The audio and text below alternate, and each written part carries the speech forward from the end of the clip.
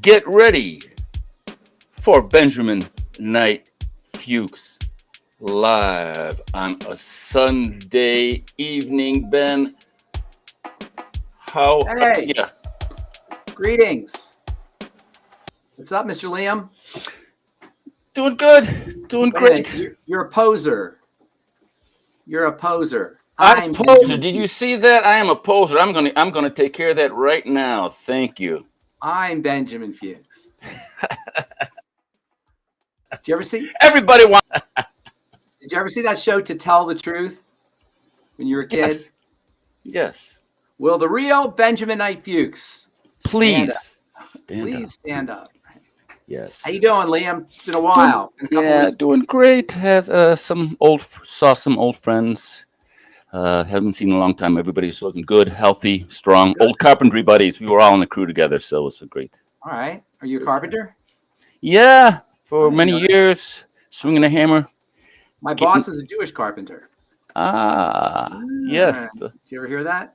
Honestly, yeah, my boss is a Jewish carpenter. Exactly, exactly. So, today I want to talk about a really interesting subject, Okay. and that's autoimmunity. And the reason it's so interesting is number one, a couple of reasons. Is number one, it's just so horrific. Number two, incidences of autoimmunity are increasing. And number three, according to the medical model anyway, there's nothing you can do about it. When you go to a physician for autoimmunity, for an autoimmune condition, you'll get either a steroid or a biologic, which is like a high tech. We talked about these before. A high tech steroid, high tech immune suppressant, we'll say. Steroid suppresses the immune system generically, just shuts down the immune system at the level of the adrenal glands. These biologics are more specific. That's why they call them biologics, and they suppress the immune system by shooting down antibodies. Either way, what you're looking at if you go to a conventional physician for an autoimmune problem, rheumatoid arthritis, or type 1 diabetes, or Lou scleroderma, Gehrig's or disease, lupus. right? What's that? Lou Gehrig's disease, and Lou Gehrig's disease might be an autoimmune disease.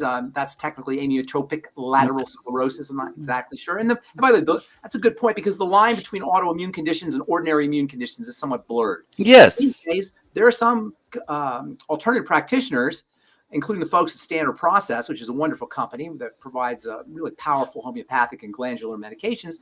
They'll tell you that even cardiovascular disease has an autoimmune component. Nonetheless, if you go to a physician with an autoimmune problem, they're going to tell you there's nothing they can do. It's in your genes. We don't know what causes it, blah, blah, blah. All we can do is give you some kind of immune suppressant. Well, I'm here to tell you that's not the case. First of all, there's about, 80 or so autoimmune diseases. They keep adding more and more, so somewhere between 80 and 100. About 50 million or so people are affected by them. It's a lot of folks. 1 out of 7 Americans have an autoimmune disease. One of the most important ideas, one of the most important concepts that point to the cause of autoimmunity, the true cause of autoimmunity, is the fact that most autoimmune patients are women, wow, right? really? 80% or so, maybe even more, of autoimmune patients are females. So what does that tell you? Whenever you have a condition that's gender specific towards the female side, you're looking at the hormone estrogen, which is the distinguishing biochemical between men and women. So you have an estrogen problem more than likely when you have autoimmunity, and this would explain the gender predisposition, the female predisposition for the incidence of autoimmunity. Now, how is estrogen involved? Well, estrogen is very stimulating for the immune system. It's an immune stimulant, and it's an inflammatory molecule, particularly the breakdown products of estrogen. See, estrogen has to be cleared out of the body quickly. And it involves the liver, it involves the intestine, it involves bacteria in the small intestine. The gallbladder and bile play a role in the clearance of estrogen, as we know. Many, if not most, Americans are dealing with some kind of digestive health condition. Women, of course, are Americans, so they're going to be dealing with digestive health conditions as well. And the most likely cause of estrogenic diseases or estrogen-based diseases, whether they're reproductive or whether they involve cancers, which also is an estrogen, at least partially driven by estrogen or autoimmunity. You want to focus on the digestive system, and this is very important. We always talk about the first point on the triangle of disease, which is the digestive system. So it should come as no surprise that there's a very important digestive health component to autoimmunity. First slide, please. Mr. Liam? Oh, that's not the first slide. That's the third slide. Put the first slide up. That's the one on fasting. Yeah, there you go. No, that's the second slide. There you go. First slide. Fasting activated ventrolateral medulla neurons, regulate T cell homing and suppress autoimmune disease, blah, blah, blah, blah, blah, blah. Basically, what we're talking about here is fasting suppresses autoimmune diseases. And anybody who has an autoimmune disease can test this themselves, or they know this themselves. When you stop eating via fasting, your symptoms will improve. And I put up Terry Wall's slide. This is a Dr. Terry Walls. You can see his two pictures, October 1st, 2007, October 1st, 2008. In 1 year, that's the difference. What did she do? She laid off gluten and she practiced fasting.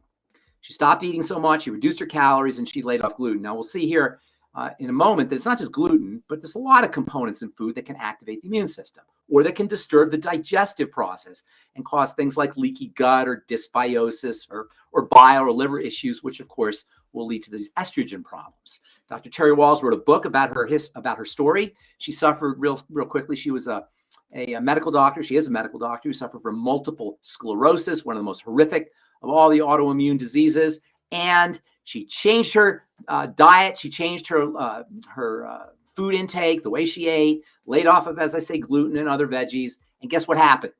Show the picture again, the top of the screen here. She went from being wheelchair ridden to riding a bicycle in 1 year. And anybody can do this.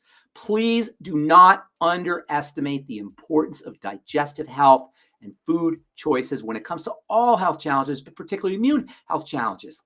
Listen, the immune system is headquartered in the intestine. So almost by definition, if you have an immune problem, you also have a digestive problem. And I know we talk about this all the time, but repetition is reinforcement. This is so important because the symptoms of autoimmunity are horrific. And if you have them on the skin, they can be cosmetically distressing, really distressing. Things like psoriasis or eczema can really be severely debilitating. Even vitiligo, which is another example of an autoimmune disease. Now, it's not just gluten, although gluten gets a lot of press as being a problematic immune stimulating component in food. But put up the third slide here, Liam. It could be any of a group of defensive plant defense molecules, which are referred to as lectins. Agglutinins are molecules that are found in food. They're basically lectins that, I love the word agglutinin because it really tells you what it does. An agglutinin is a substance that globs up red blood cells. And they'll actually test to see if a molecule, a food component, is an agglutinin by taking it out of a food or extracting it from a food and putting it in a petri dish and seeing what it does to red blood cells that are in that petri dish. If it globs up the red blood cells, they call it an agglutinin, and they know it's going to be an inflammatory or immune stimulating molecule. And it turns out, no surprise, lectins and agglutinins are involved in autoimmune reactivity. So long story short, if you're dealing with an autoimmune disease, you do not have to be condemned to going in and out of the doctor's office and getting an expensive biologic or a toxic steroid drug and being on this medication the rest of your life and suffering with your symptoms. Simply change the way you eat less food, practice intermittent fasting, and use all the digestive support nutrients that we talk about in this program all the time. Things like vitamin A, which strengthen the intestinal lining if you have a leaky gut.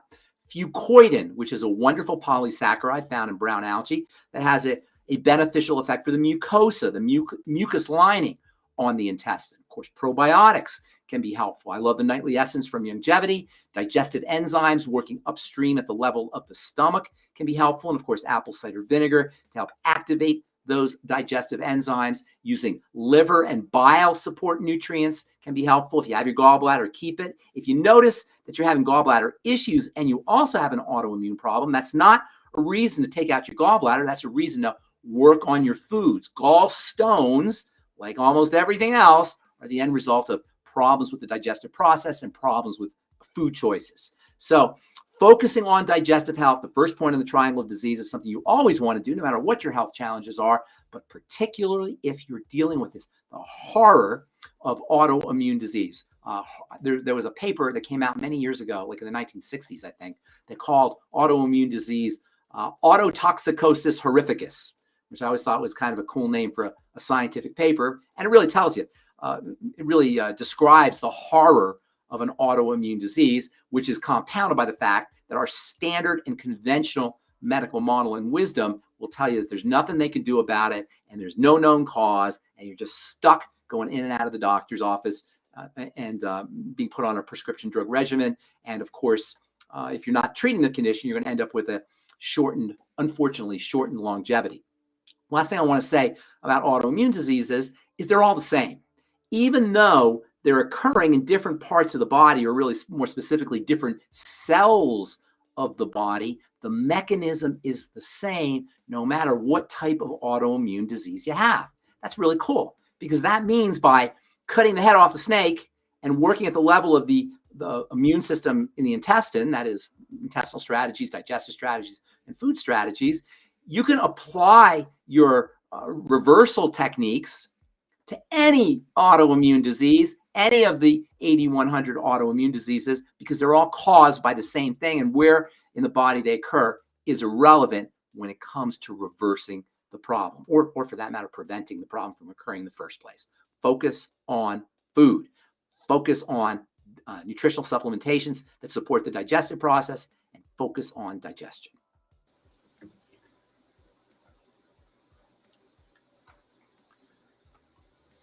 What do you think, Liam? What are you doing there, buddy? I think that was fantastic. I wanted to show here everybody. All right, she's got a phenomenal story. So go ahead, if you're watching, screen share this, or screen capture this. Just autoimmune disease, Dr. Terry Walls. This is her YouTube video. Yeah, this is her. It's a great story. YouTube video. Yeah, it's a great story. And her book, The Walls Protocol, is filled with dietary and digestive health strategies for anybody who's dealing with autoimmunity. She had MS, but as I say, it doesn't really matter what flavor autoimmune disease you have. The mechanism is always the same. And it like hit her like a ton of bricks, came out of nowhere. Yeah. And then she talks about how she started to create supplemental cocktails, and she saw, like light at the end of the tunnel. She's like, oh my God, I can get out of bed. And then she was a medical doctor.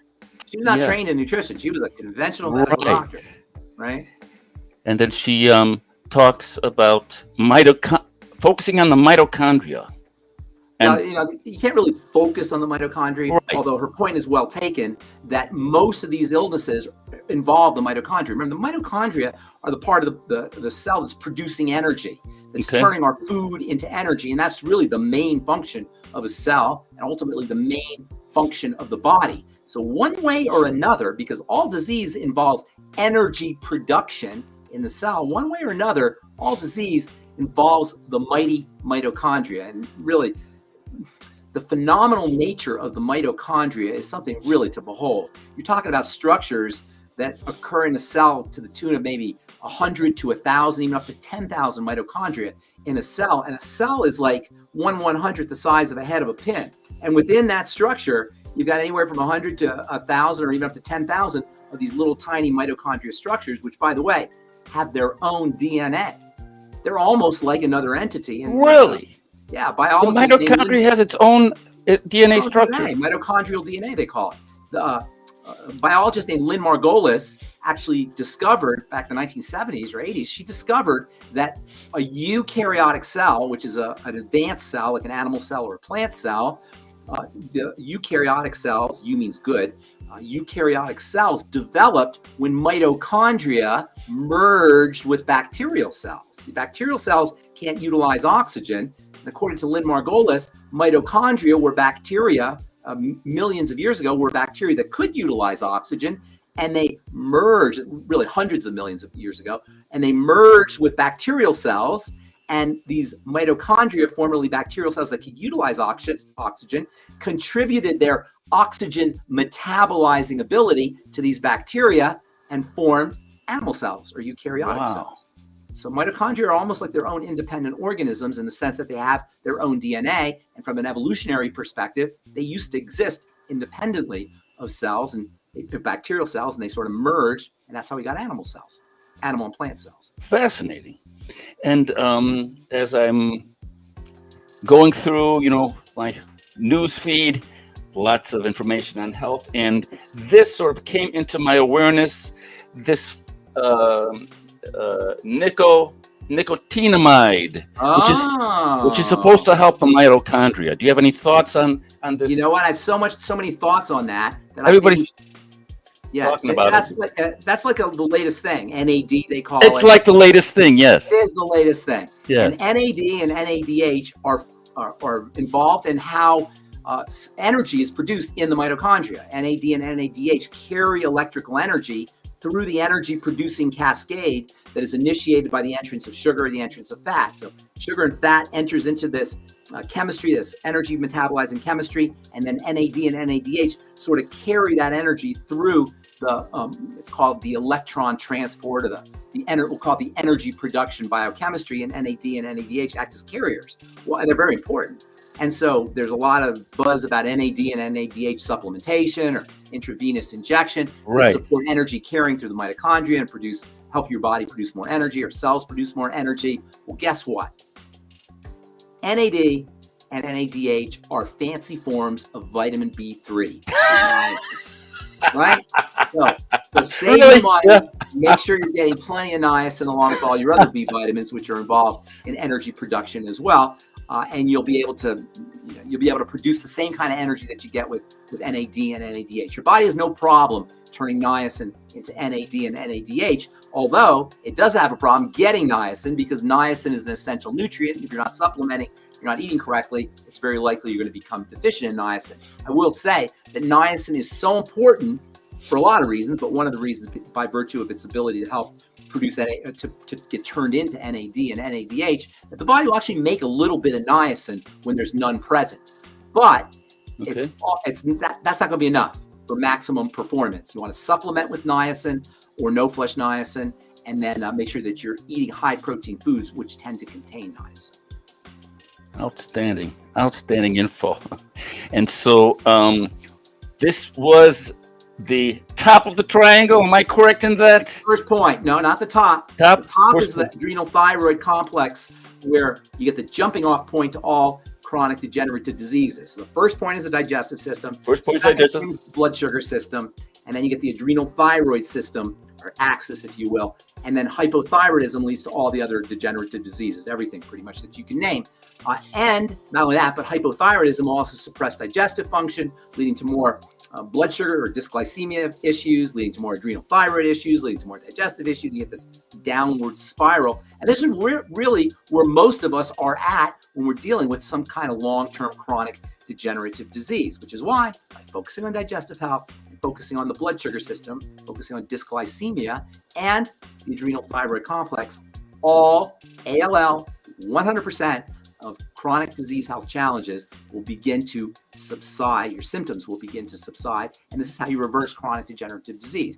Can't do it at the level of medicine. There's no drugs that can do it. There's no surgeries that can do it. By working on the digestive system, the blood sugar system, and the adrenal thyroid complex via lifestyle strategies, breathing, relaxing, supplementing, reducing your sugar intake, et cetera, the things we talk about all the time on these videos, you yourself can reduce your symptoms and even reverse your chronic degenerative diseases in the comfort of your own living room, bathroom, kitchen.